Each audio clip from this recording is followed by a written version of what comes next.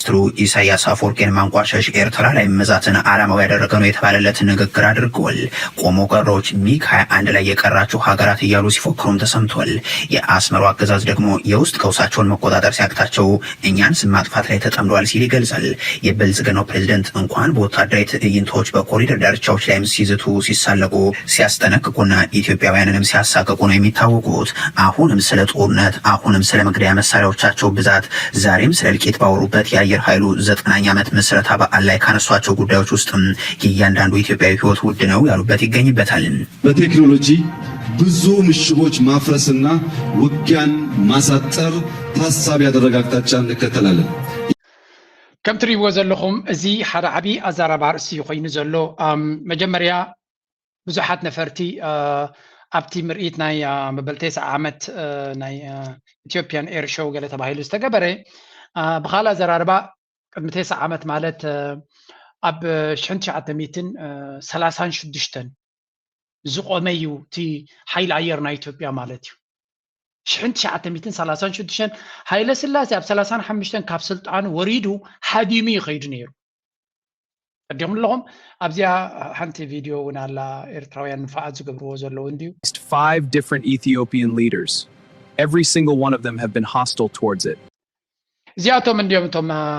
ኢትዮጵያውያን መራሕቲ ዝበሃሉ ዘለዉ። ስለዚ ሃይለ ስላሴ እንታይ ዝብል ዘሎ ኣብ 1935 ጥልያን ንኣዲስ ኣበባ ተቆፃፂሩሉ ዝነበረ ግዜ እዩ። ብኻልእ ኣዘራርባ ሃይለ ስላሴ ሃዲሙ ከሎ ኢትዮጵያን ኤርላይንስ ኢትዮጵያን ኤርፎርስ ማለት እዩ ናይ ምክልኻል ማለት እዩ ቆይሙ ዝብለና ዘሎ ይሄ ኣብ ዓዲ እንግሊዝ ኮይኑ ድያ ቆይምዎ ወይስ እቶም ካብ ኣዲስ ኣበባ ሃዲሞም ዝነበሩ ድዮም ቆይሞሞ? so many questionable things ኣብዚ ብዙሕ ነገር ክትዛረብ ትኽእል ኢኻ ተሓንግን ሸፈፍ ኢልካ ሕለፎም ተደልዮም ወላ ቅድሚ 3,000 ዓመት ኤር ሾው ናትና ቆይሙ እንተኢሎሞ ንዖም ዝምልከት እዩ። እንታይ ግን ኣብዚ ንሪኦ ዘለና እዚ ኤር ሾው ኢሉ ዝገብሮ ዘሎ ከም ትሪእዎ ዘለኹም ሓደ ኣብዚ ኤር ሾው ዝተረኣየ ብዙሓት ነፈርቲ ካብ ካልኦት ሃገራት ዝመፅአን ነይረን። ኢማራት ብዙሕ ነፈርቲ እቲ ናይ ኣሜሪካ ይኹኑ ናይ ካልእ ዓይነት ኣብ ፍሉያት ነፈርቲ ቴክኖሎጂ ሒዛ ቀሪባ ነይራ። ስለዚ ንዶናልድ ትራምፕ ንኣብይ ኣሕመድ ነቲ ኤር ፎርስ ናቱ ከርእይዎ ድዮም ደልዮም ከሰልጥንዎ ድዮም ደልዮም ክምህርዎ ድዮም ደልዮም ኣይዶኖ። እዛ ቪድዮ ሕጂ ብዙሕ ፍቕራይ ዘለዋ ክትፈልጡ ዘለኩም። ደፈርን ብቻ ሳይሆን የሚሞክሩ ካሉም ችንን ለውስጥም ለውጭም ከተዘጋጀን አንድ መሆናችንን ለውስጥም ለውጭም ካሳየን አንደፈርም ብቻ ሳይሆን የሚሞክሩ ካሉም ያግዘናል። ጠላቶቻችን ያለኝ መልእክት ኢትዮጵያን አትንኩ፣ ኢትዮጵያን አትሞክሩ። ጥቁር አንበሳ ማሸነፍ እንጂ መሸነፍ አያውቅም። ጥቁር አንበሳ እዚ ቅድሚ ሕጂ ዝበሎ ትሪእዎ ኣለኹም ኣቃንዮም ዘቕርብዎ ዘለዉ እዩ። ስለምንታይ ድማ መን እዩ ዝህቦ ዘሎ ነዚ ቴክኖሎጂ እዚ ምስ ከመይ እዩ ዝሰርሕ ዘሎ ካበይ ዝመፅእ ዘሎ እዚአን ሃገራት ምስኡ ብቐጥታ ዝሳተፋ ዘለዋ ብፍላይ ምስ ሞሮኮ ናይ ዲፈንስ ዲል ኮኦፕሬሽን ናይ ዲፈንስ ገይሩ ከም ዘሎ እዩ ዝንገር። ስለዚ ምስ ሞሮኮ ሓደ ናይ ዲፈንስ ዲል ገይሩ ኣሎ። ምስ ኢማራት ዓብ ናይ ዲፈንስ ዲል ኣለዎ በሃል። ምስ ኣዘርቤጃን ሕጂ ንኣዘርቤጃን ክኸይዱ ናይ ዲፈንስ ዲል ኣለዎ። ምስ ቤላሩስ ናይ ዲፈንስ ዲል ኣለዎ። ምስ ፓኪስታን ገይረ ይብል፣ ምስ ኬንያ ገይረ ይብል፣ ሕጂ እውን ምስ ጅቡቲ እውን ይገብር ኣለኹ ይብል። ስለዚ ብዙሕ ናይ ዲፈንስ ዲል ይገብር ኣሎ እሱ። ናይ ዲፈንስ ሽርክነት ማለት ድማ ቴክኖሎጂ ንምስግጋር ድዩ ንምግዛእ ድዩ ንስክብ ንሳቶም ክብዎ ማለት እዩ። እንታይ ማለት እዚ ገለገለ ሰባት እዚ ናይ ለቃሕ ንብረት ሒዙ ናይ ለቃሕ ልምዓት እናገበረ ብርግፅ ብዙሕ ካብዚ ብለቃሕ ዝመፅእ ዘሎ እዩ። ሓንቲ ግን ኣላ ኣብዚ ኤርትራውያን ለንቀነ ብፍላይ ሓደ ቅዱስ ኤርትራዊ ዝበላ እዩ። እዚኣ ትሪእዋ ዘለኹም ሓደ ሰብ እዩ ፖስት ገይርዋ ጊፍት ኦፍ ዲፕሎማሲ ለንቀነሲ እንታይ ተባሂሉ ኣሎ መሲልኩም? እዚኣ ኣብዚ ትሪእዋ ዝነበርኩም ጀት እዘን ጀት እዚአን ናይ ሚራጅ 2000 ይበሃላ ናይ ፈረንሳ ገለ ካብተን ብሉፃት ነፈርቲ ኩናት ናይ ፈረንሳ እያ። ኢማራት ድማ ንብልፅግና ወይ እውን ንኣቢ እስራ ካብዚኣተን ከም ህያብ ክትበያ ይበሃል ኣሎ። እስራ ጀት ከም ህያብ ክትበያ ምስ ቢልዮንስ ዋጋ ዘለዎ እዩ። ስለዚ እንታይ ማለት እዩ? ኤርትራ ብዙሓት መሻርክቲ ኣለዋ ክንብል ንኽእል ኢና። ንኣብነት ኣብዚ እዋን እዚ ኣብቲ ከባቢ ብቐጥታ ዝሳተፋ ዘለዋ ስዑድያን ግብፅን ክልቲአን ሃገራት ኣብ ጎኒ ኤርትራ ኣለዋ። ንኤርትራ ስለ ዝፈትዎ ጥራይ ዘይኮነስ ንስትራቴጂ ናተን ድማ ምስ ኤርትራ ስለ ዘርብሐን። እዚ ክበሃል ከሎ ግን ኣብዚ ሓደ ሰብ እዩ እንታይ ይብላ ኣሎ? ኢማራት እስራ ጀትስ ንኣቢ ንብልፅግና ከም ህያብ ክብዎ ከለዉ السعودية دمان إيرتران تايلهم صحيفة ما لبزسك Saudi offers أزمارة 20 bags of dates كم زي تمري ناي تمري قرب مالتيو أسرع باكوتات نيرترا كم هي بي باتايلهم أنا نزيا ولاتي هجراويان إيرتراويان بوست جيرو مريم بعتين زبالو عبيت هجراويان ميدياتاتنا إكس بوست جيرو مريم أتي أكاجاجنا بحق زحمميو وخنياتو مشاركتنا إيرترا بزح أقداس حقس كبوا أينرن بقمت قالوا እዚ ብልጽግና ይወድቕ ኣሎ የንቆልቁል ኣሎ ይጠፋ ኣሎ ዝበሃል ዘሎ ግን ዘይተዓደነ ሓገዝ ክኸልስዎን ከእትውዎን ኢና ንርኢ ዘለና ሕጂ ነዚ ንሪኦ ዘለና it's a little bit disappointing ከም ኤርትራ ኮይንካ ክትሪኦ ከለካ ከተውድቆ ትደሊ ዘለካ ጸላይ መመሊሶም ዝስኩዕሉ ሕጂ እንታይ ክብሉን እዮም ነዚኦም መራሕቲ እዚኦም እናረኣኻ ከመይ ጌርካ ንብልጽግና መን ሓጊዝዎ ኢልካ ትጉሂ ምክንያቱ እዚኣቶም ቅድሚኡ ተሓጊዞሞም እንዲኦም ዝሓገዞም ደዊሒድዎም ኮይኑ ተሳዒሮም ክትብለኒ ትኽእል ኢኻ ክንደይ ህዝቢ ኤርትራን ክንደይ ግዜናን ክንደይ ዋጋ ከኽፊሎምና ሕራይ ስዒርናዮም ሓደ ግዜ እኮ ትምስዓር ደስ እንዲ ዝብለካ ሰዓራይ ክትከውን ብምንታይ ዋጋ ትስዕር ኣለኻ ግን ምሕሳቡ ኣገዳሲ ንዓይ 10 ዓመት ንሃገረይን ንህዝበይን ሓመዱን ላዕሊ ገይሮሞ ቁጠባዊ ጉዕዞናቱ ሕልምታትናቱ ባህግታትናቱ ናይ ልምዓትን ናይ ቴክኖሎጂ ናይ ካልም ኩሉ ከም ዝመውት ገይሮም በገዳም ብዕፅዋን ብሰንዓፎርም ዶ ጅንዕፍሪ ዶ ናበሉን ህዝብና ኣዳኺሞሞ ንሃገርና ኣዳኺሞማ ድሕሪኡ እንተሰዓርናዮም ንሕጎሰሉ የለን ድሕርካ ስዒርናዮም ንኣብነት ንሂወደክ ስዒርናዮም ቀጥታ ብብልጽግና ተተኪዩ ብልጽግና ድማ ሕጂ ተመሳሳሊ ካብኡ ዝገድድ ፈተና ምፂልና ኣሎ ስለዚ ኣበይዳ ኣሎ እቲ በነፊት ናይቲ ንዕወተሉ ዘለና ኢኻ ክትብል ምክንያቱ ሓደ ጸላይ ነውድቕ ንኣብነት ንብልጽግና ኣብዚ እንተሪኢኹሞ ንደርጊ ንምውዳቕ ነቲ ኢህደግ ኢሎም ዝዛረቦ ንመለስን ካልእን ኤርትራ ይሓጊዛት ስለዚ ምስ ኤርትራ ብሓደ ኮይና ነቲ ደርጊ ኣውዲቕናዮ ብሓደ ኮይና ንሳቶም እቲ ዝገበለ ድማ መፅኡ ናይ 20 ዓመት 30 ናይ ካብ 98 ክሳብ 2018 ናይ 20 ዓመት ፈተና 10 ዓመት ፈተና ከቢድ ፈተና ንኤርትራ ፈጢሩ ለመለስ ማለት እዩ ንሱን ኢህደጉን ተጸሪጎም ተሳዒሮም ብልጽግና መፅኡ ብደገፍ ናይ ኤርትራ ቀንዲ ብደገፍ ናይ ኤርትራ ኣብ ስልጣኑ ከውሕስኪ ኢሉ ኤርትራ ብዙ ኢህደግ ይፋቶ ዘይቃል ዓለም ንኤርትራ እገዳ ከም ዝለዓለላ ገይሩ ብላብላ ሓሶት እዩ ንኣብይ ኣሕመድ ክልተ እግሩ ረጊፁ መንበሩ ከጣጥሕ ኤርትራ ይሓግዛቶ ኤርትራ እንተዘይተኣትዎ ቀደም በንቂሮሞም ኣለው ግን ኣብዚኻ ክነስዕለላ ዘለና كل ነገር ሰውይና ምራይ ኤርትራ ንብልጽግና ኣብይ ኣሕመድ ክትሕግዞ ከላ ንስለ ጽድቂ ይኮነን ገይራቶ ህወሓት እቲ 10 ዓመት እንታይ ክገብር ከም ዝኽእል ዝረኣናዮ ናብ ስልጣን ክምለስ የብሉን እዩ ነይሩ ስለዚ እቲ ዕላማ ሰሪሕ እዩ ቀንዲ ጸላይ ዝነበረ ሓያል ዝኾነ ኔትወርክ ዝነበሮ ጸላይ ተኣልዩ እሱ ከም ሰዓር ተገይሩ እዩ እንተኾነ እታ ሃገር ኩሉ ግዜ ወላ እኳ ኣብይ ኣሕመድ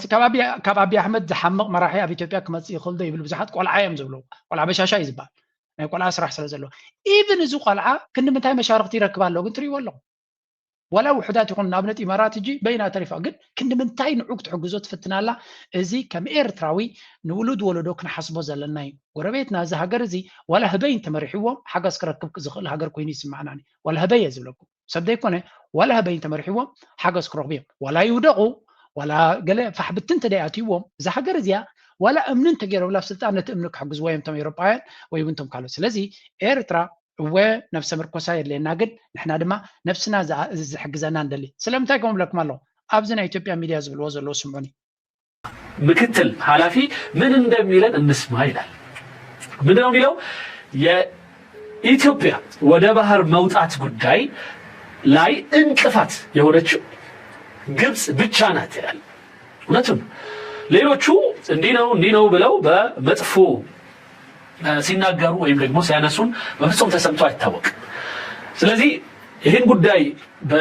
በክፋት እያነሱ ያሉት እነሱ እንደሆኑ ራሳቸው በተለያየ መልኩ ያስታውቃሉ ከኤርትራ በላይ መጮህ ከሶማሌ በላይ እነሱ ነክተናል እንታይ እስኪ ይብላሎ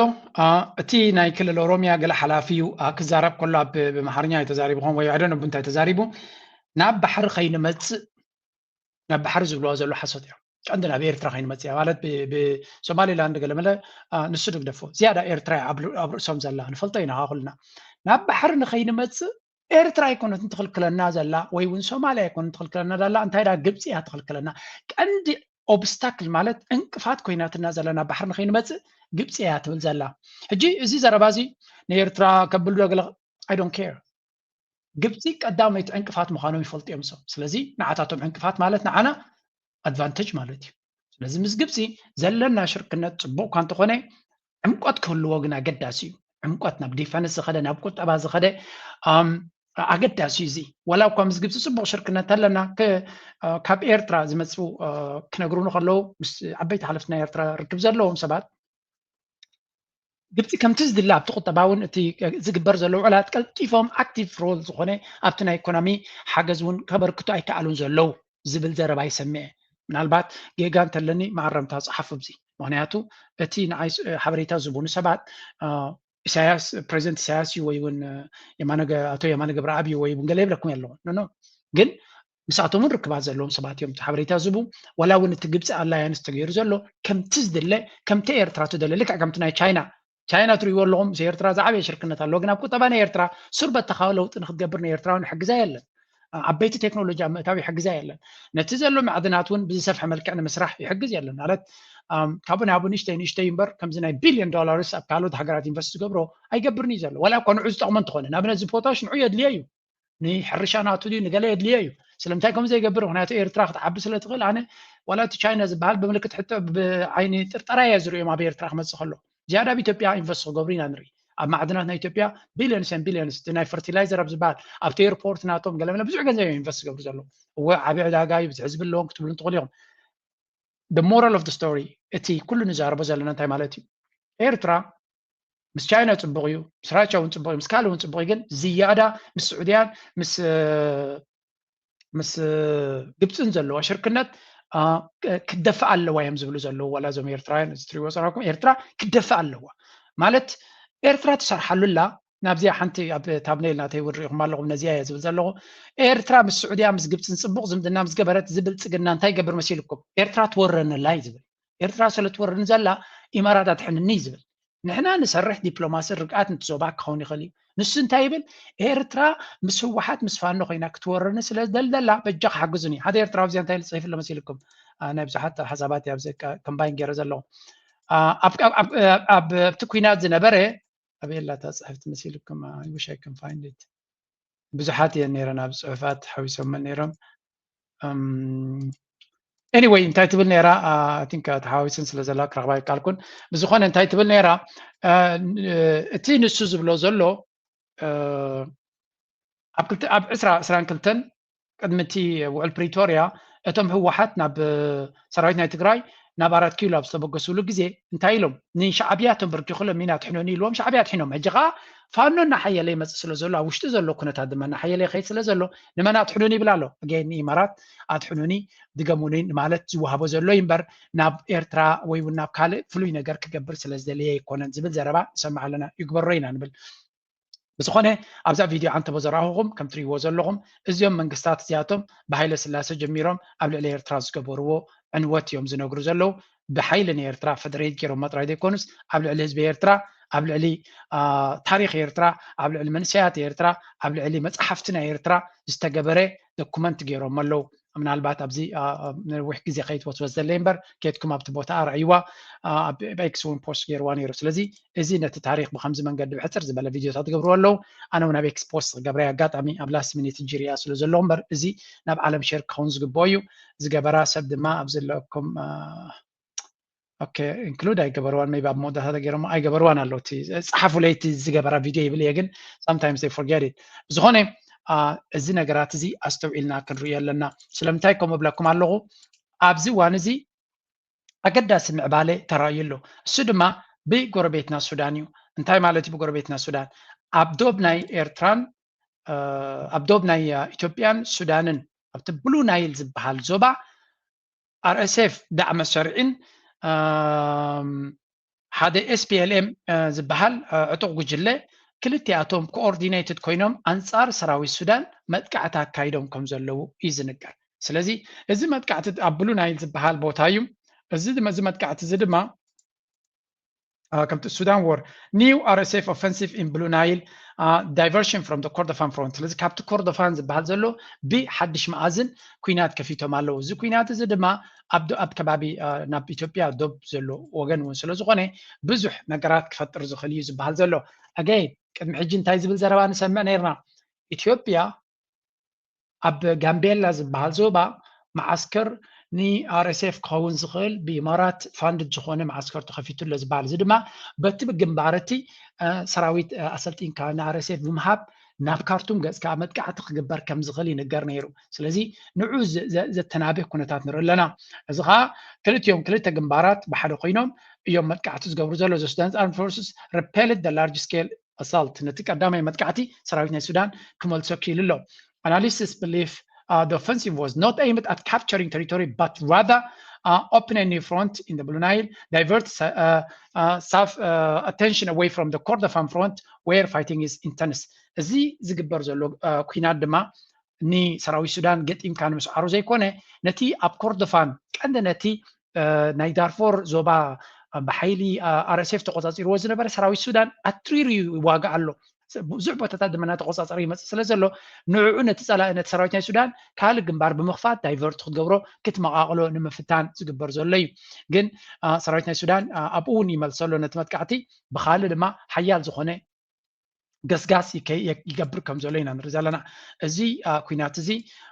ሰራዊት ሓላፊ ናይ ስለያ ናይ ግብፂ መፂኡ እውን ንሳቶም ብቐጥታ ይራኸብ ከም ዘሎ እዩ ዝንገር ዘሎ። ውፅኢት ናቱ ብሕጂ ክረአ ምክንያቱ ብዝሒ ተሳተፍቲ ዘይኮነ ውፅኢታውያን ተሳተፍቲ እዮም። ስለዚ ሓላፊ ናይ ስለያ ናይ ሱዳን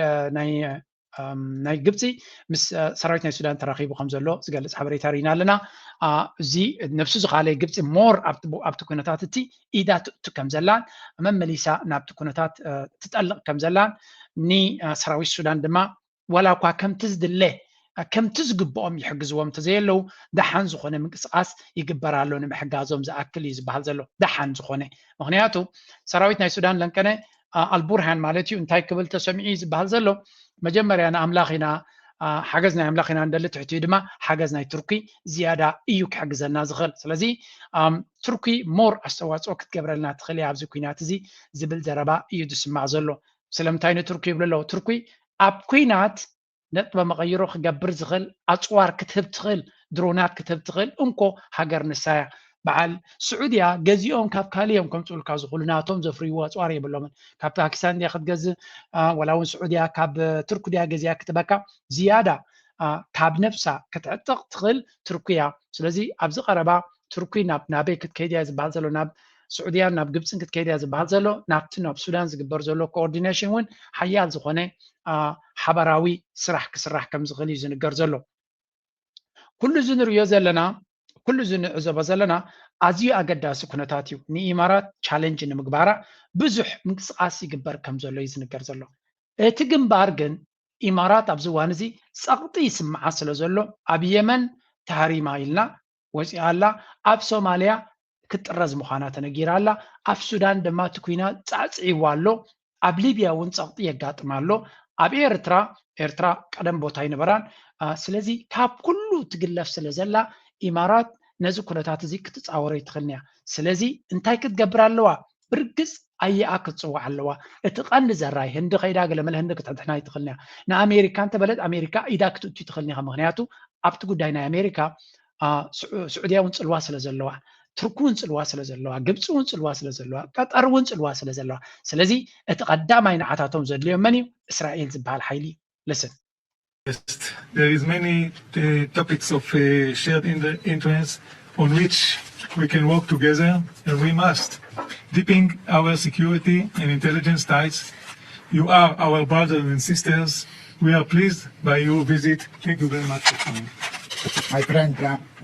it's an honor for us to give us the opportunity to come and visit you here and meet with you. It's very important, you know. እዚ ናይ እስራኤልን ናይ ኣብቲ ኣብርሃም ኣኮርድስ ክግበር ከሎ ዝተዘርበ እዩ። እቲ ናይ እስራኤል ከም ኣሕዋትና ኢና ንሪኦኩም ገለመለ ዝብል ዘሎ ንሪኦ ኣለና። እዚ ተራ ዘረባ ከይመስለና ድሮ ኣብ ጎኒ ኢማራት ከመይ ክስለፍ ጀሚሩ ኣሎ እቲ ሚድያ ናይ እስራኤል ሓደ ሓደ ምልክት ክበኩም እየ። ግን ኣብዚኣ ዘረባ እዚኣ ናይዚ ኢማራት ዝብላ relationship with a very broad perspective. Our relationship, the UAE and Israel, when we talk about the Abraham Accord agreement, we want you to look at the big picture. It's not a political agreement only. It's not an issue related to security and defense issue, no. It is an agent of change for the whole region. exactly سمعكم مرة انتايلو إذا أبراهام أكوردس جيرنا يزلنا مس إسرائيل ترى ناي ديفنس ويوناي قطبا ركب تراي جيرنا زوز سبات هالو جيجاي ناي إماراتنا ناي إسرائيل زمدنا ويون إذا أبراهام أكوردس فرينا يزلنا نملو تزوبا نمقيارو إنا جيرنا يزلنا يزبل إذا زربا فايرال كوينا بزو حساب يزورالو سلازي إسرائيل تدليو استراتيجي أب هاجرات عربن أب قرن أفريكا إسرائيل منقسقاساتا كل سب سلازقاومو انتهيات قبر زلا بشفان توجان هورسي بروزي بشفان ناي إمارات كم زقبر زلو سعودية بزحات كم زبلو ولا هاجرات ولا كيلاتات نعرفون زبلو زيادة نتناي مودة تمرداتا بريزنت إيرترا يونت سعودية زيادة أبرهيلون سقمت نخوست جيرواني زبال زلو سلازي انتهي يوزي أزوج أكايدازي كندمنتهاي ناي إسرائيل قعزو خمز نبرقن بإماراتي تكبر كم زنبره زيد مع ليبيا زقبرو وزنبرو مستيراوي ناي اير بيس تجبره ناب اير تراك قربي لوس تجبره تريخمو نتي باب المندب ملو بملو نمكو تصارو كال ناب اب سودان زقبر زنبر استفرالي بوتاتات اب سوماليا تفرالي بيس زقبر زنبره اب بوسا سوريا كال كل نجر እዚኣቶም ነቲ ዞባቲ ሙሉ ብሙሉ ንምቁፅፃሩ ዝግበር ዝነበረ ኣካይዳ ምዃኑ ዝንገር ዘሎ እጂ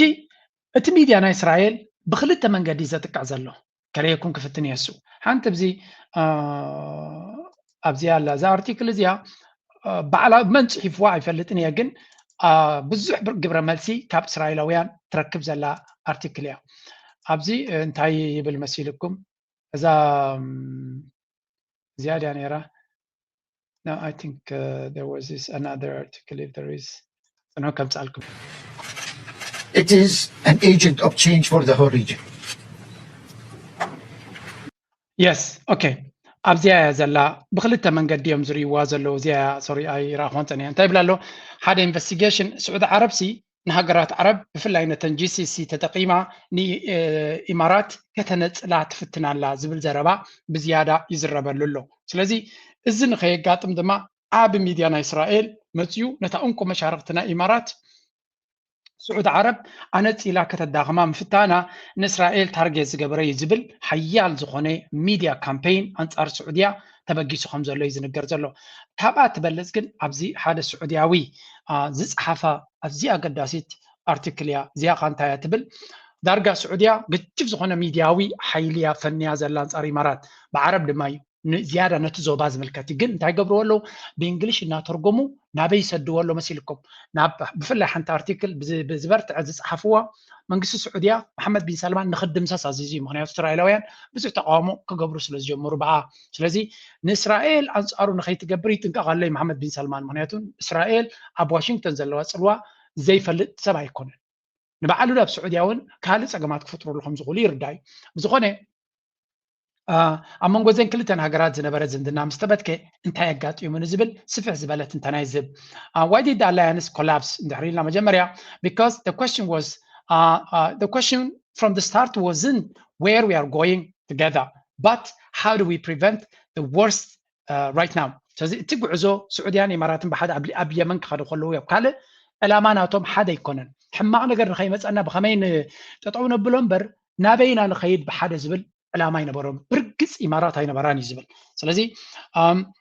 تي ناي يمن كنتات سقعت مستقال يدرو إماراتنا تا أجندا كتقبر جميرا السعود عرب كل جزء هاجرات وشتاو سلامان عقبا ويون هاجرات بمنجستن زم حضرة رجوعنا كلون لولاونا تنخبرنا له كتبل كلا إمارات جن هاجرات هاجر زبال زي قدسنا عتاتهم أبتوشت هاجر نربحهم كجلجل زخل زيادة مسو صريحهم لتن هاجر ودباتاك وقعصرو سقاتاتاك مزمزو بيزات ناتهم كم دليتهم نخجبرو زفقر لهم أكل نان ستيت أكتر ويون تقامو جلنا نوعيزهم مسو صريحهم زمرتو this gap is the root of the story تقندت أجمع لما كابزي زبقس أب السودان كيد أب ليبيا كيد أب سوريا كيد أب يمن كيد أب صوماليا كيد هم سال زانتاي إمارات مقاقيلة نتن هاجرات كدبتاتنا ولو نبير ترى تحسب سيو السعودية دما نتن هاجرات رجوعات كوينن كم هاجرات ذكاء على كاكت حجزان وش أول سلامن رجعت نجن كحلوا زلون سلزي كابز سلزي بجس أتي بأسناتن أب كل جنبارات كرأي جمربل 4 نجارات تكسبزي sovereignty أولولا ونذكر خلنا እንታይብል ሪያድ እተን መንግስት ኣብ ተሓገር ዘሎ ንሱ ክሕገዝ ኣሎ ንሱ እቲ ሌጂቲሜት ብል አቡዳቢ ግን ምስ ተቃዋምቲ ኮይኑ ኣብ ሱዳን ይኹን ኣብ ካልእ ተመሳሳሊ ቁጠባ ኣብ ቁጠባ ቀንዳ ገዳሲ ኣለዎም ባእሲ ኣለዎም ኣብዚ ግዜ ብዙሕ ግዜ ነጠቕሳ ኣለና እቲ ባእሲ ኣብ ቁጠባውን ዳይሬክሽን ኣለዎ እሱ ድማ ኢኮኖሚ ቪዥን 2030 ዝብል መሐመድ ቢን ሳልማን ራእይ ናይ 2030 ምስ ኣምፅአ ቀጥታ መወዳደርቲ ንመን ይከውን ንዱባይ ይከውን ነቲ ናይ ዱባይ ሞዴል ኣብ ስዑድያ ግን ስዑድያ እዚኣ ዓብን ብዙሕ ህዝቢ ዘለዎን ፀጋታት ዘለዎን ስለ ዝኾነ ንዱባይ ክቐትላ ዝኽእል እዩ ስለዚ ገለገለ ኤርትራውያን እንታይ ክብሉ ይሰምዕ ሓቅነት እውን ኣለዎ ባፅዕን ዓሰብን እውን እንትኾና ክምዕብል ኣይደልን ኢማራት ምክንያቱ ነቲ ናይ ጀበል ዓሊ ዝበሃል ወደብ ናቶም ንዑ ክወዳደርዎ ስለ ዝኽእሉ ናብ ሕጂ ኣነ ኤርትራ ክሳብ ክንዱ ደረጃ በፂሓ ተፍርሆም ክብል ኣይክልኒ ብሓፈሻ ግን ወደባ ዝደልዩ ከማዕብልዎን ኣይኮኑ ዝደልዩ ዝብል መፅናዕቲ ምፅአልኩም እየ ሕጂ ታዳ ሒዞም ቁርብ ገንዘብ ኢንቨስት ገይሮም ከምዘይ ምዕብል ኣይገብርዎን ዝያዳ እቲ ጀበል ዓሊ ቀዳማይ ክኸውን ይደልዩ ነቲ ናይ ጅዳ ከምኡውን ነቲ ናይ ኣብ ስዊስ ካናል ዘሎ ናይ ግብፂ ክፀልዎ ይከኣሉን ኣብ ሎንግ ተርም ንዑ ኣዳኺሞም ዝያዳ ወይ እውን ንሶም ክቋፀርዎ ኣለዎም ከምኡ እቲ መደብ ዝኾነ ንመለስ ኣብታ ርስቲ ናይ ስዑድያ ቪዥን 2030 ንከይዕወት ዓብ ዕንቅፋት ትኸውን ዘላ ኢማራት ሕጂ እውን ፕሮፓጋንዳ ናቶም እንታይ ይብላ ኣሎ መሐመድ ቢን ሳልማን ኣብ 2030 ቁጠባ ከማዕብል ዝሓሰበ ስለ ዝፈሸሎ ሕጂ ናይ ሕርቃኑ እዩ ናብ ኢማራት ገፁ ከፀግዖ ዝፍትን ዘሎ ኩሉ ስለ ዝፈሸሎ ብምባል ግጅፍ ፕሮፓጋንዳ እዩ ኣንፃሩ ዝግበር ዘሎ ዝኾነ ግን ከቢድ ዝኾነ ፀቕጢ ገጢምዎ ዘሎ ስዑድያውን ክንብል ንኽእል ኢና ኤነርጂ ማርኬት እቲ ሓንቲ ርጉእ ዝኾነ ዕዳጋ ትደሊ ስዑድያ እትያ ድማ መበላሸዊት ምክንያቱ ኣታዊ ናይ ኢማራት ክፅያቅ ክኽእል ኣሎ ባህሊት እያ ኢማራት መሐመድ ቢን ሳልማን ዝኣክል ቁጠባ ክህልዎ የብሉን ምንታን ነቲ ራእይ ናይ 2030 ንስዑድያ ዓባይ ናይ ቱሪዝም ሰንተር ተገይርዋ ዱባይ እንታይ ክትከውን ንኣብነት ፖሊስ እንታይ እታታትይውለ ለኩም መሐመድ ቢን ሳልማን ኣብ ስዑድያ ገዛ ክትገዝእ ትኽእል ኢኻ ካልኣይ ድማ ሕጂ ቅድሚ ዝተወሰነ ሰዓታት ዝወፀ ፖሊሲ ድማ 30 ሚልዮን ዘለዎ ገንዘብ 30 ሚልዮን ተለካ ወይ እውን ሓደ በልሕ ተምሃራይ እንድሕር ኮይንካ ስዑድያ ሬሲደንስ ትበካ ናይ መንበሪ ፍቃድ ትበካ እዚ ኸ እንታይ ማለት እዩ ስዑድያ ከም ገንዘብ ዘለካ ታክስ ኣይትኸፍል ኢኻ ኢንካም ታክስ የብሎም ስዑድያ ኢንካም ታክስ ዘይብልካ ሚልዮነር ኮይንካ ረሲደንስ ናቶም ተለካ ካብ ታክስ ክትሃድም ትኽእል ኢኻ እዚ ድማ ሃብታማት ኣዝዮም ዝደልይዎ እዮም ኢማራት ራያ ወይ ቀጠር እያ ገለ ትህብ ዘላና እዚ ስለዚ ስዑድያ ኣብዚ ገይም ዝተኣቱላ ገዛ ክትገዝእ ትኽእል ኢኻ ልክዕ ከምቲ ኣብ ዱባይ ትገዝኦ ኣብ ኢማራት ኣብ ስዑድያ እውን ክትገዝእ ትኽእል ኢኻ እዚ ማለት ድማ ኩሎም ዞም ሃገራት እስላም ናብ ኢማራት ዘኽዶም ዘሎን ኢማራት ስለ ዝፈትው ይኮኑ እንታይ ዳ ኣማራፂ ስለዘየለ ተወዳዳሪ ምስቲ ናይ ኢማራት ስዑድያ ነቲ ዕድል እቲ ናዓበየቶ እንትኸይዳ ብዙሕ ሰብ ናብ ስዑድያ ከይዱ ናብ ብፍላይ እቲ ናይ ኢንዱስትሪያል ዞን ፍሪ ዞን ዝበሃሉ ዞባታት ጌርካ ምዕቡል ዝኾነ ቴክኖሎጂ ጌርካ ንኩሉ እቲ ሃገር ክትቅይሮ ይትኽእል ኢኻ ገለ ቦታታት ኣድቫንስ ቴክኖሎጂን ኮሚኒቲን ድሕሪ ፈጢሮም ከምኡ ይፈጥሩ ኣለዉ ሰብ ነቲ ገዛውቲ ገዚኡ ኣብኡ ክነብር ይኽእል ሽዑ ካብቲ ሃገር ዝመፅእ ካብቲ ቦታታት ዝመፅእ ኣታዊታት ወሲዱ ድማ ንካልእ ክፋላት ናይ ስዑድያ ኣብ ምምዕባል ክጥቀመሉ ይኽእል እዩ ብዝኾነ እቲ ባእሲ ናቶም ኣብ ብዙሕ ዳይሬክሽንስ ከም ዘሎ ኢና ንርኢ ዘለና ናይ ብሓቂ ኣዝዩ ኣገዳሲ ኣናሊሲስ ኢና ንርኢ ዘለና እዚ ብዙሓት ክኢላታት ነቲ ቦታ ዝፈልጡ ዝነግሩና ዘለዉ እዮም from Yemen to the Horn of Africa then the Sudan Yemen wasn't the cause it was the revealer ስለዚ እቲ ባእሶም ኣብ ብዙሕ ቦታታት እዩ ዘሎ losing influence ስዑድያ ኢማራት ድማ ኣብ የመን ትሰዓር ኣላ ኣብ ስዑድ ዓረብን ግብፅን ሶማልያን ኮይነን ሓድሽ ኣላያንስ ይፈጥራ ኣለዋ ትርኩ ድማ ቴክኒካዊ ሰፖርት ትህባላ ኣብ ሱዳን እንተኾነ ሪያድ ምስ ካልኦት ሓይልታት ኮይና ነቲ መንግስቲ ሱዳን ኣብ ምሕያል ትሰርሓላ ኣብ ኩሉ ቦታት ድማ ንመኒ ንኢማራት ፅልዋናታ ሓይልናታ ንምድኻም እዩ the red sea is a red line ቀይሕ ባሕሪ ድማ ቀይሕ መስመር እዩ ግብፂ ንኢትዮጵያ እንታይ ኢሎሞ ንብልፅግና እንታይ ኢሎሞ ቀይሕ ባሕሪ ቀይሕ መስመር ኢሎሞ ስዑድያ ድማ ቀይሕ ባሕሪ ንኢማራት ቀይሕ መስመር ትብላላ እዚን ክልተን ቃላት ንኤርትራ ኣዝየን ኣገደስቲ እየን ስዑድያ ቀይሕ ባሕሪ ንኢማራት ከይትመፅእ ቀይሕ መስመር እዩ ንዓይ ትብል ኣላ ግብፂ ድማ ንዓቢ ብግልፂ ንኢትዮጵያ ናብ ባሕሪ ዶክተር ባድር ዓብድላት ሚኒስትር ጉዳያት ወፃኢናቶም ናይ ኣቢ ሕልምታት ናብ ቀይሕ ባሕሪ ንግብፂ ቀይሕ መስመር ኢሎም እዮም ስለዚ ኤርትራ እዚን ክልተን ሃገራት መሻርክታ ክንብል ከለና ኤግዛክትሊ ዝተሰርሐ ነገር እውን እዩ alliances are being rewritten እዚ ኸ እንታይ ዝበሃል ዘሎ ካብ ግብፂ ናብ ቱርኪ ናብ ቀጠር ዝግበር ዘሎ ዝግጅት የደረሰን መረጃ አንደኛ በዛሬው ዕለት ሐሽፋ በሚባል የሱዳን ጠረፍ ከተማ ላይ የህወሓት የጦር አዛዦች የተወከሉ የሻዕቢያ መንግስት የጦር አዛዦች የተወከሉ እና የአልቡራን ወታደራዊ አዛዦች ስብሰባ ተቀምጠዋል። ቦታው ሐሽፋ የሚባል ስያሜውን የሰጡት ቲኤስ አሊያንስ በሚል ነው ስያሜ የሰጡት። ቲኤስ አሊያንስ በሚል ስያሜ የተሰባሰቡት ቲኤስ ማለት ትግራይ፣ ኤሪትሪያ፣ ሱዳን ማለት ቲኤስ አሊያንስ በሚል ስያሜ የተሰባሰቡት የሶስቱ ጦር አዛዦች كم تري وزلهم كل جزء ناي كوينات ملقت مس أوجيزي فلوي مستير ناي كوينات كم زرا خبا غير كل جزء مس زاربيو من قلت تقرأين سودان إيرتران جنرالاتهم ترقيبهم يزبل زلوا من هالبات نزيهم دكون يخون جنرالات غير حسيبهم. شكرا للمرة الثانية وتحت لي فرصة أن أتحدث بلغة التجرينية.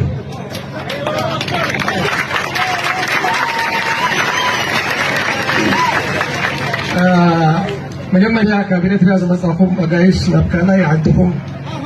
وربيتكم زي كونس عباي جزاء عباي عدكم يا نكاغا يتعدكم يا مرحبا قاعد حمد صاحبكم حزب تقراي غازي مدرسة زي وسامي حزب تقراي نقولنا بزاتهم زي أبزياز أنا زيازة راخبنا أبليو عستيو أبزيز أخبرنا زلو كبور حزب زنزوبانة حزب تقراي صواري حزبيو حزب تقراي ممر زبان حزبيو حزب تقراي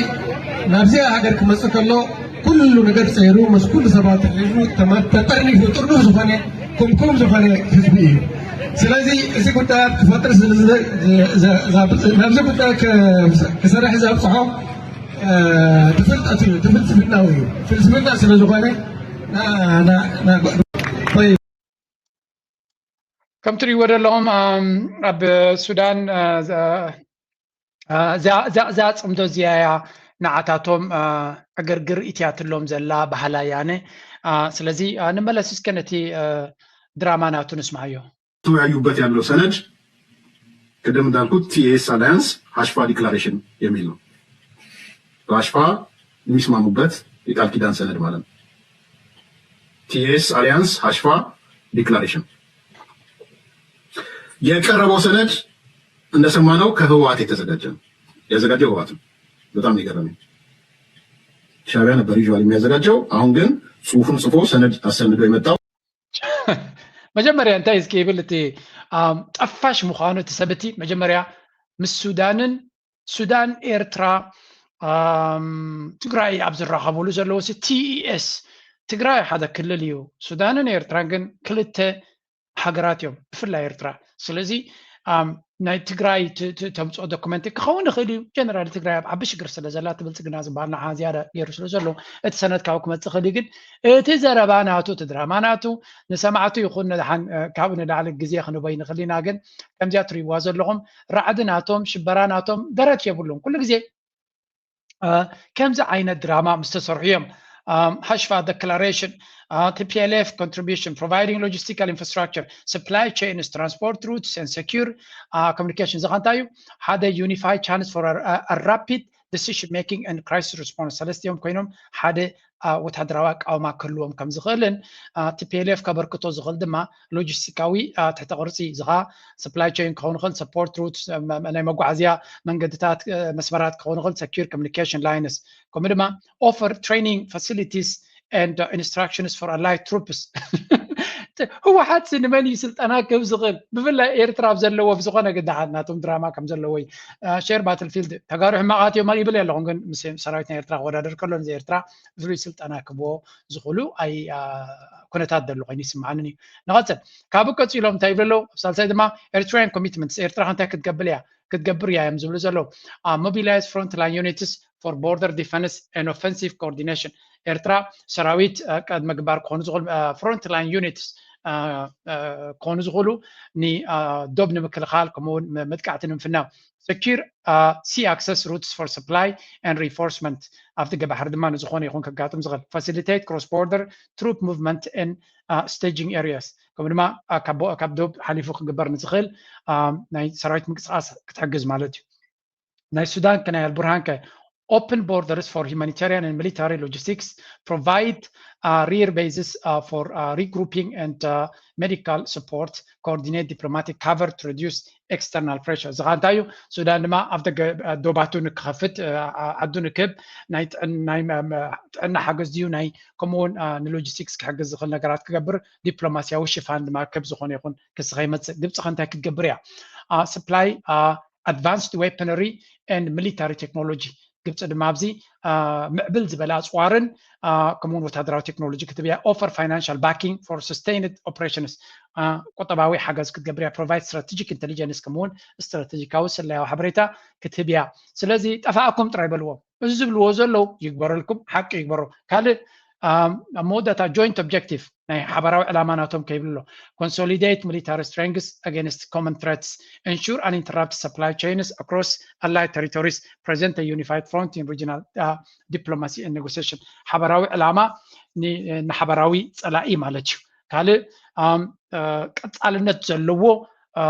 ሎጂስቲካዊ ድጋፍ ክህሉ ክኽእል ናብቲ ናይ ብሓባር ግንባር ክገብርዎ ዝኽእሉ ከምኡ ድማ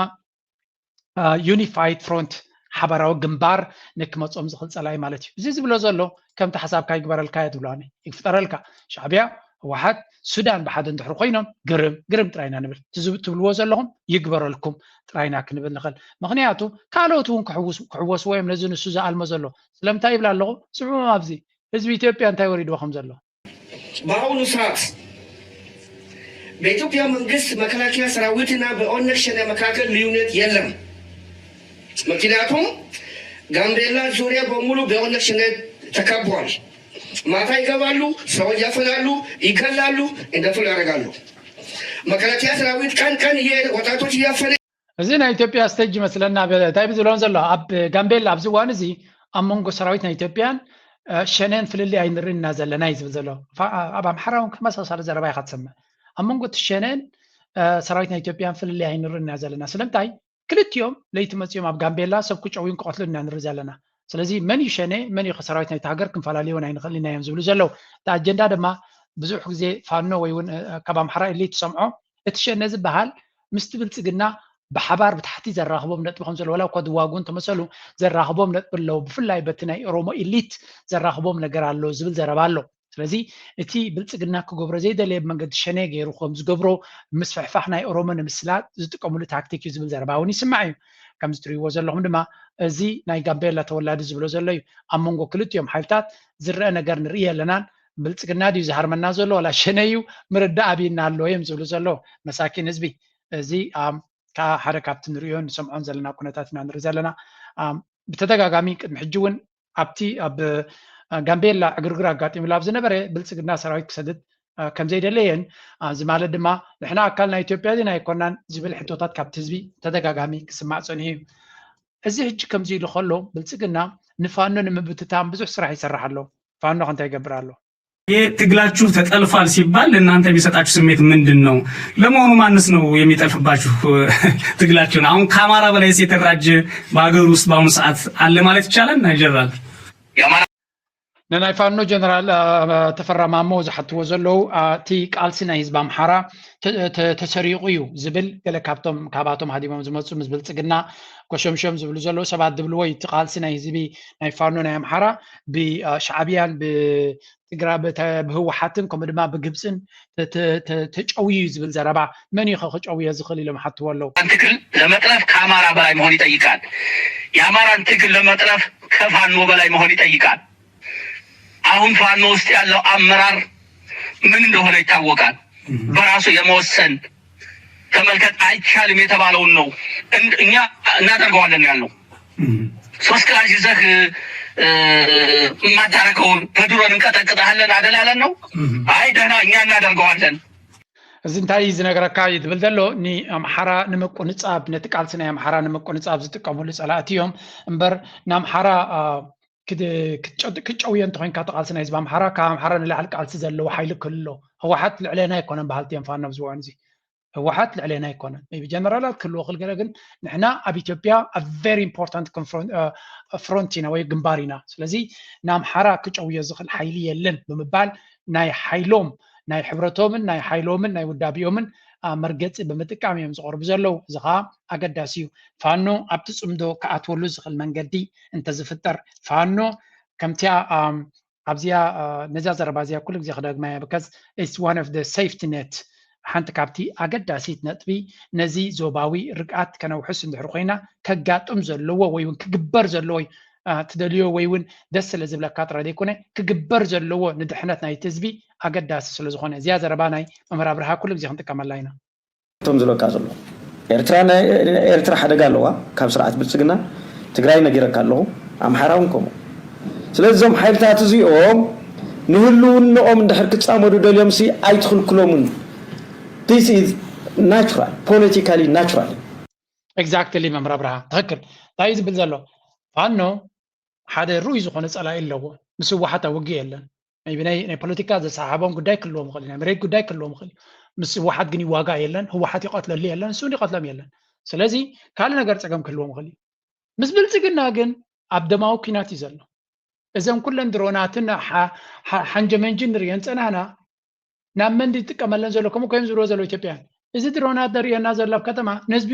ኣምሓራ ንምጥፋእ ነቲ ቃልሲ ናይ ኣምሓራ ንምጥፋእ ናይ ኦሮሞ ቃልሲ ንምጥፋእ ናይ ትግራይ ህዝቢ ነቲ ቃልሲ ናቶም ንምጥፋእ እንተደይ ኮይኑ ንሱዳን ሃሪሙ ዶብ ስዕር እዩ ሓንቲ ቪድዮ ነይራ ኣብዚ ኣብታ ዓንተ በመጀመርያ ዘምፃእኽልኩም ክዛረቡ ከለኩም እዮም ዝብሎ ኣይ ናይ ዶብ ናይ ኢትዮጵያ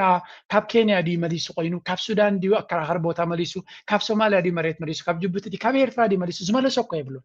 እዚ ኩሉ ቴክኖሎጂ ለኒልና ናብ ኣዲስ ኣበባ ጠራዕራዕ ዝብለሉ ዘሎ ንህዝቡ ንምቕታል እዩ ዝጥቀመሉ ዘሎ ክሳብ ሕጂ እዮም ዝብሉ ዘሎ ስለዚ ምናልባት ንኻልእ ግዜ ካልእ ዕላማ ክህልዎ ክእል ክሳብ ሕጂ ዝረኣናዮ ግን ህዝቢ ንምቕታል ተደይ ኮይኑ ካልእ ነገር ክገብር ኣይተረኣየን እዮም ዝብሉ ዘለዉ ካልእ ኣብዚ ለንቀነ ንሰምዖ ዘለና እስከዚያ ዘረባ እዚያ እስክስምዑ ላይ ኣነ ገሪምኒ እዩ ዘሎ ያው ተመስገን ዳዊት ይባል ያው ከም ዝፍለጥ ኣብቲ ናይ ሓራ መሬት ናይ ሚድያ ክፍል እየ ነይረ ጽቡቕ ምናልባት ኣብዚ እዚ ንዓብፃይ በጃኻ ተቃለስ ኣብ ትሕቲ ሕወሓት ኮንካ ኣብ ትግራይ ኮንካ ዘይኮነስ ሓራ መሬት ምፃእ እንህልኩም እዚኦም ከማኹም እዮም ነይሮም ቲዲኤፍ ንዓምፃ እናበለ ዝጉዝጉዝ ዝነበረ ግን ፖለቲካ ናይ ትግራይ ናይ ብሓቂ ዘገርም እየስ ሕጂ ተመሊሱ ናብ ትግራይ ኣትይሎ ተሓራ መሬት ዝበሃል ቃልሲ ተጨውዩ ዝብል ዘሎ ስምዕዎ ዘሎ ወይ ድማ ኣብኡ ዘሎ ሰብ እውን ብዙሕ ይከታተለካ እዩ ኣብ ማሕበራዊ ሚድያ እውን ብዙሓት መናእሰይ እውን ኣላዒልካ ናብቲ ሓራ መሬት ተባሂሉ ዝፅዋዕ ቦታ እውን ወሲድካ ኢኻ እውን ካብቶም ተቃለስቲ ዝበሃሉ ዝነበሩ ሰባት እውን ሓደ ይመስለኒ እሞ መጀመርያ ንምንታይ ኢኻ ናብኡ ከይድካ ነይራ ወቱ ቃልሲ መጀመርያ ብሱርቱ ዕላማ ትናይ መጀመርያ ዕላማን ትናይ ኸዚ ዕላማን ኣይረኸብ መጀመርያ ልኸድናሉ ወረዳ ሓፂር ሰዓት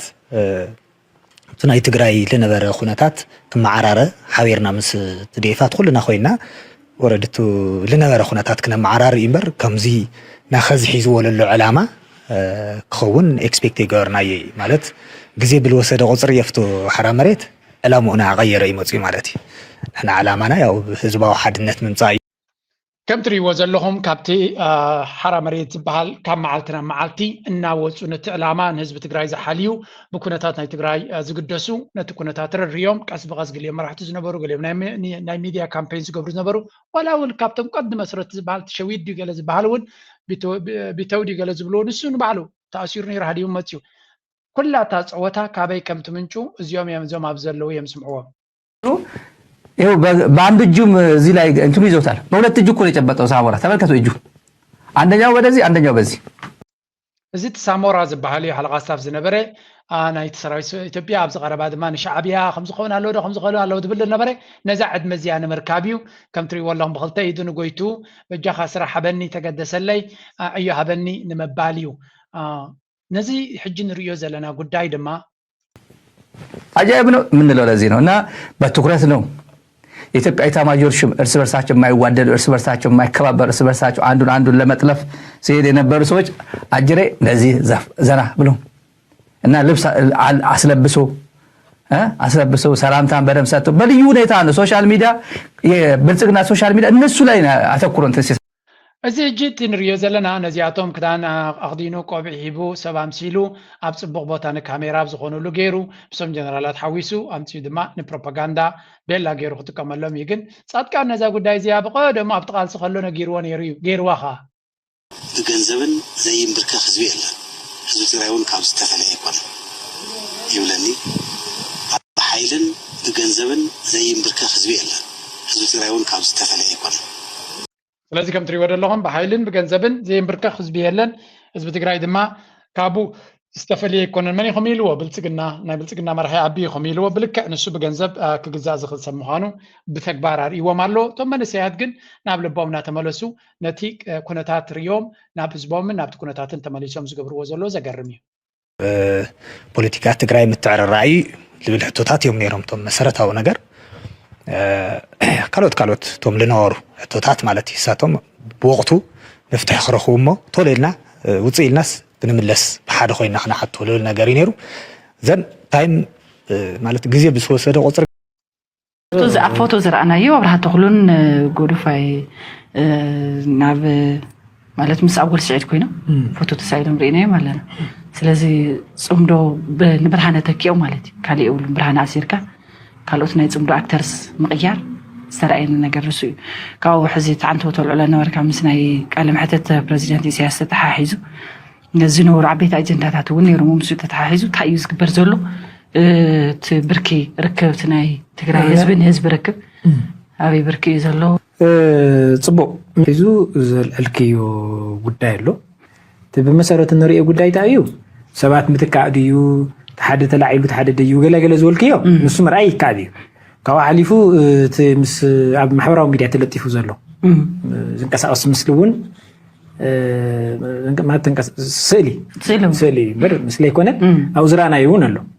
ኣብኡ እቶም በዓል ኣብርሃ በዓል ጎዲፋይ በዓል ኣወል ስዒድ ተለጠፈ ፎቶ ኣሎ እዚ ጉዳይ እዚ ዝምልከት ብቐጥታ ንዓቶም ስለ ዝምልከት ንዓቶም ከም ሚድያ ፀዊዒ ከምፅኺ ወይ ኣነ ፀዊዒ ኣምፅአ ክነዘራርቦ ሽዑ እቲ ሓቀኡ ምርካብ ዝበለፀ ይመስለኒ ናፍቶም ካሊእ ጉዳይ ግን ምስኡ ተተሓሒዙ ዘልዕልኪ ሕዝቢ ብዙሕ ሰብ እቲ ፎቶ ንሱ ከመይ ገይሩ ይገልፆ ነይሩ ተልኪ ከምቲ ንስኺ ኣብ ምእተው ዝበልክዮ ብርሃነ ተላዒሉ ወንዲ እሳቶም ተተኪኦም ብሓፈሻ ነታ ፅምዶ ብብዙሕ መንገዲ እንዲኦም ዝፈታትኑላ ዘለው ግን እዚ ጉዳይ እዚ እቲ ፅምዶ ኣብ ባይታ ሓቂ ኣወል ኣብ ገለ ነጥቢ እቲ ፅምዶ ኪኖቲ ሰብ ክግምቶ ዝኽእል ናብ ባይታ ዓብ ስራሕ ዝሰርሕ ዘሎ እዩ ስለዚ ምስ ሱዳን ከማን ተሓዊሱ ብሓደ ናይ ህዝቢ ፅምዶ ክግበር እንተተኻኢሉ ደን ኣይ ቲንክ እቲ ጉዳይ ናብ ላዕሊ ዝኸደ ግን ኣብ ፖለቲካ ናይ ትግራይ ድማ ጂምናስቲክስ ብርሃነ ኣብቲ ፀኒሑ ናብቲ ክኸይድ ናይ ሓራ መሬት ቃልሲ እቲ ቃዚ ካብዚ ኣብ ሓራ መሬት ፀኒሑ ናብዚ ክመፅእ እቲ ሓደ ናብቲ ክኸይድ ጌታቸው ረዳ ናይ ትግራይ መራሒ ፀኒሑ ንኣቢ ክፀርብ ፀኒሑ ናይ ኣቢ ኣገልጋሊ ክኸውን ፃድቃ ከምኡ እቲ ፀወታ ናይ ፖለቲካ ኣብ ትግራይ ከምዚኣ ንሪኦ ዘለና ኢና መቸም እቲ ኩነታት ልዑል ጥንቃቐ ዘድልየ እዩ ከም ትሪኦ ዘለኹም እቲ ጂምናስቲክስ ወይ ከዓ ምግምጣል ናይ ፖለቲካዊ መርገፂታት ፍልይ ዝበለ ኢና ንርኢ ዘለና ግን እቲ ኩነታት ከም ዘለዎ እዩ ሓድሽ ነገር ዘለዎ እውን ኣይመስልኒ ዘሎ ኣብዚ እውን ኣሎ ሓንቲ ቪድዮ ለንቀና ብዙሕ ተዛርብ ዘላ ሰንዓፈ ይኮነ ወደ ኣስመራ ምኻድ ኣሎ ክትከይድ ኢኻ ወይ ለከይ ንዕባ መዲን ሓፍቲ ኣይትፈርሕ እንዳ እንታይ ገይረ ድፈርሕ በቐዳይ ከዓ ከማ ኢልክኒ መዲን ሒዘክ ከይድ እንዲ ኣስመራ ኣንዓይ ግድን ኣነ ዘይከይድን ዋይ አሁን ከታይ ኣነ ዋሕስኪ ኣብ ቅድሚ ኣምላኽ ኣነ ዋሕስኪ ኣጆኺ ከመይ ጌርካ እሱ ዳ ከመይ ጌርካ ተፃሚዶም ምስ ሰብ ታሪክካ ዲኻ ኮንካ ምስ መንግስቲ በቐዳማይ ከዓ ከም ኣደጊም ክለይ ኣነ ፀልየ የብለይ ምስ መንግስቲ ምስ ሻዕብያ ይብልካ የብለይን ኣነ ንድሕር መንግስቲ ኤርትራ ፍሉይ ከምዝን ጌር ንኽብል ተኮይኑ ኣይገበረንን ኣነ በዲለ የምር ንመንግስቲ ኤርትራ ንዓይ ኣይበደለንን እንታይ በዲልካ ንስኻ ዳ ኣነ ዶ ቅድሚ ሕጂ መሲልኒ ብዛዕባ መንግስቲ ኤርትራ ዝዛረብ ነይረ ብዙሕ ነገራት ዝዛረብ ነይረ ጠንቅናቱ ከዓ ንውልቀ ሰባት ደይኮንኩ ብሰንኪ በዓልቲ ቤተይ ዝዛረብ ነይረ መሲልኒ እንድሓር ግን ጌጋ ፈፂምና ኢና መንግስቲ ኤርትራ ሓንቲ ካብዚኣ ናይዚ ይርጋለም ጌታቸው ዝበላ ኢንተርቪው ብዙሕ ሰብ እንዲ ሪያክት ዝባ ዘሎ ሓንቲ ካብቲ ብዙሕ ትምህርቲ ኣነ ከገልፃ ዝደሊ መንግስቲ ኤርትራ ክትቃወሙ ፀኒሕካ ወይ እውን ኣንፃር መንግስቲ ኤርትራ ንሃገረይ ብከምዚ ክጠቕማ ኢልካ ክትዛረብ ፀኒሕካ ክትምለስ ከለካ ወይ እውን ናብቲ መንግስቲ መፂኻ ነቲ መንግስቲ ዝገብሮ ዘሎ ብቅኑዕ ዓይኒ ልቦናካ ከፊትካ ድኻምነታት ኣሎ እዩ ግን ቀንዲ ዕላማ ናይቲ መንግስቲ ናብዚ ገፁ እዩ ዝኸይድ ዘሎ ነዚ ዝፍትን ዘሎ በዚ መሕንቆታት ኣሎ በዚ ፀገም ኣሎ ክትብል ተጀሚርካ ስለምንታይ ዘይከብድ እንድሕር ኢልኩሞ እቲ መንግስቲ ሓንቲ ካብታ ፅብቕቲ ማለት ብዙሕ ግዜ ክንዛረበላ ከማን ዝግበኣና ሓደ ሰብ ተቃዊምኒ ኢሉ ኣንፃርካ ኣሻፈረይ ዝብል ስለ ዘይኮነ ካብ ውሽጢ መንግስቲ ኤርትራ ንኣንፃር ዝኾነ ይኹን ተቃዋሚ ዝተፃሓፈ ኣርቲክል የለን ወይ ዝተባሃለ ዘረባ የለን እዚ ማለት ድማ ልዑል ልቦና እዩ እንታይ ማለት እዩ ኣብ ደገ ክፉት እዩ ዝገድፎ ዘሎ ሰብ ከይዱ ክምለስ ከም ዝኽእል እምነት ኣለዎም ካብ ውሽጢ ኤርትራ ዝመፁ ወላ እውን ካብቶም ዓበይቲ ሓለፍቲ ዝመፀኒ ዘረባ ምስኦም ዝራኸቡ ዝነግሩኒ ብውሽጢ መስመር ማለት እዩ እሳያ ህዝብኩም ኣክቡ መንእሰይኩም ኣክቡ ولا ببوليتيكا عجوجو يبلو حزبكم أكبو حزبكم فحي تبلو زبل ملختي نتومنا عشتو كي تردون وندو صرفكم دباسو باسي تفطروا حزبكم أكبو حدنا تعقبو زبل زربا كابوش تعدي مسزخا high level of intelligence تزلو حاشوينا بوليتيكا كينو يريوم كيدو أبت مدام دمتانا تهاجر هاجر زفتتو قينا مودا تاريريو أمارات سلزي اللي تهاجر سي زلو أكونتات الزيو سلزي تهاجر كتفرسل كاريا تدلي ويس تهاجر كم زلا حقيسكا الله جيبكا حقيسكا دقيفكا نابتسبو نجار كتمت تدلي سلزي القالم كتشون تايب نير قدم سفلتي باللينا أنا جن هجيب زوان زي بس منقسي مساي باسي نبراني بس منقسي باسي نيرني زبلوز نبرو كجد ما يرد عن سلزلو تكونتات يريو سلزلو خير انت بلا ساقم يبنو سلزي منقسي يرترا زغطولو زنبري قبل التي يبدا جاز قبر حشوياتات سقطا ممراس وي زي مزرابو كل جزيه ناي جنرال صفات فريم الله زربا كتباس كلها بغلتي كاي تباس مغنياتو نعرق صاقم كيف فترلكا تبل زربا الله ناي ابوتاتنا يزبلا تا زربا دما نريو لنا بز مالتي بزغنه بزو حزربا رستلو كل يسمعكم كالك اللو خلي على نزا سيجمنت زيا سل سمعكم يزرب زلو كال ابز حنتلا دما بخمي كم نقلت انا بريتهم قطفه سلام زخبركم زتفتخم كبرات عموي رورا برودكشن حج ابيكم دول هوري تفوتوا يكم تبار بزناي بات سيباريكم اب رواندا كيغالي دلكم رواندا كيغالي زتري ودلكم هنصا كبي نبي بصح بإيرتراويان زتسرح هنصا ايو بإيرتراوي زتسرح هنصا خلوكم فضوم كمرك سبلع لرايو او شاتي حدا خريق زعما ازمن زياده مجلصكم ونايم انتيام موتكم سلام كبرات عموي رورا برودكشن كمي عملكم دقيمة ازتري ودلو بالكود مالك جابنا كود يا مالك ممكن نزيد لك بتعمل ازيو جاتي سكيرمنترز سنما سبيرتها بالكونوم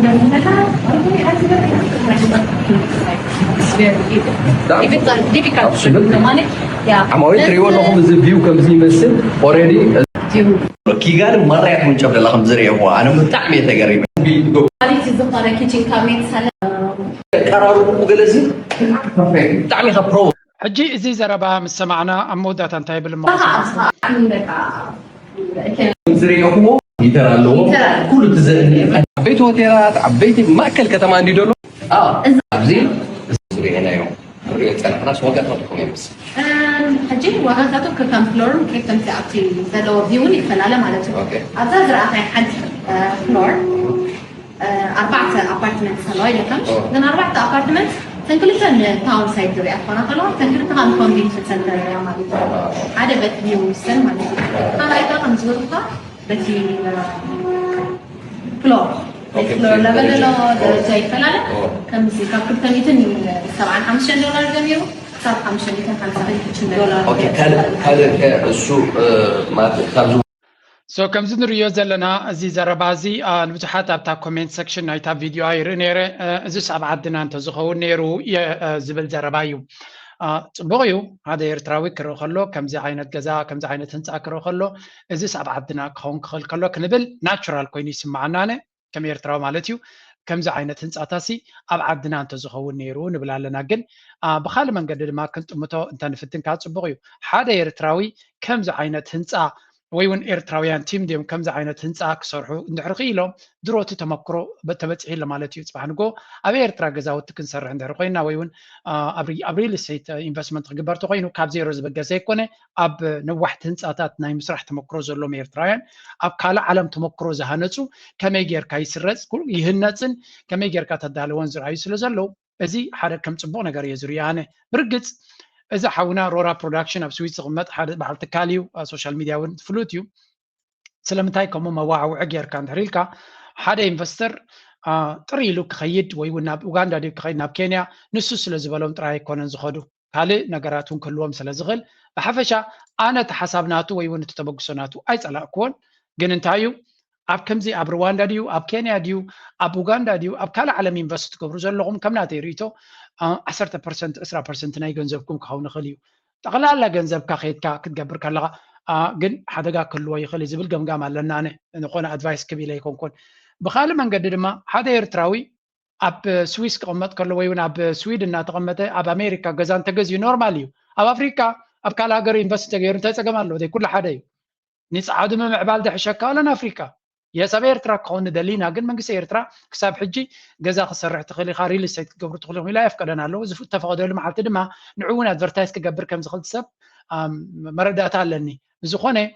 إيرتراويان زعواتو ترينا سناي نجاريو درجة بمسحتك زي مردات هذا ما هبت هاجريو إيرتراويان تهبتيمم نيرتراون هبتنا تايو إن بقطع تدبر كاب تزاوري سلزي سبونا نجارنا إيرتراويان كانت تبابع كان حجز سبوق كويس سمعني أصفحنا دمان رأيو تمكرو يمزهان سولو كلا عالم ناي كلا عالم بيزنس يردو له ناي رواندا يفلت له سبحان قرر بعدنا نمتك بارو دما زقل لك هون غل بزع عين ترينا يو نحت حدنا أبول نجار كنا الدقاقف سناي نجار كويس سمعني أنا تيم رداتاسيو صحاتكم تعتبلو نبي إيرترا جزاوتك كم زي سرحنا هلوه أبي إيرترا عند تسرح نيرو ناب رواندا خيدو انت زبل أنا متقاوم كونيرا برقص بزيك على العالم يزولكم جن أبي إيرترا سلدي تجمره أتوم ناب كال كيدوم بيزنس كأتو زدلي ويم كجبرو زدلي تلو أملا حقسكم كن بلا نخلق زيادة بمن قد إيرترا أنت غيره ما تسبوك كني سمعني كابا كندينا كالوت إيجنت تاتنجلن بمن قد إيرترا أنت جبر كايو زحش يمثلني إيرترا كم زعود كله خن رخلنا دما سناي نجاريو نا كمري تجن سمع دلي ألو مارسي أبزكن ودينا أبكالك سامر رهب تصبغوا مزيح قد فكم